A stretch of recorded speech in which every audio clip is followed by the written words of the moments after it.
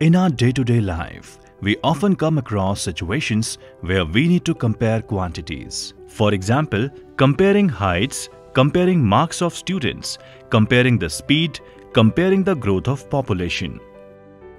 Let us consider an example. There are 20 boys and 30 girls in a class. How do we compare the number of boys to the number of girls? We can compare using ratio. The ratio of number of boys to the number of girls is 20:30, which is equal to 2:3. That is, for every 20 boys, there are 30 girls. We use ratio to compare two quantities.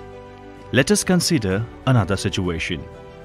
Anu has scored 15 out of 25 and Saket has scored 12 out of 25 in a science test. The marks of Anu can be written in the fractional form as 15 by 25.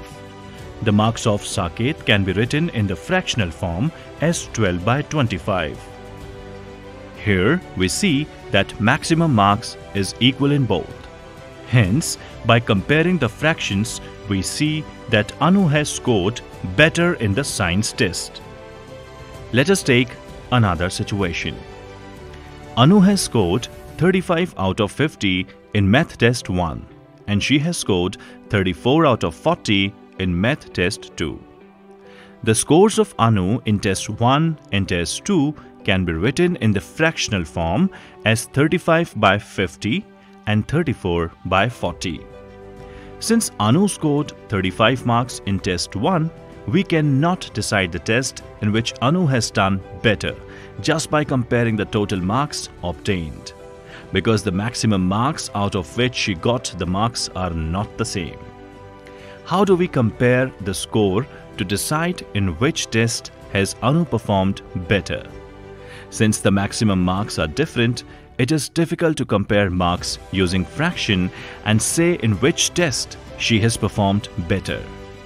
In such cases, we convert both the marks to a percentage.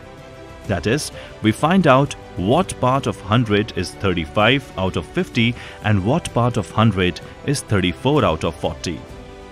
35 out of 50 is 70 out of 100, or we say 70%. Similarly, 34 out of 40 is 85 out of 100, which is 85%.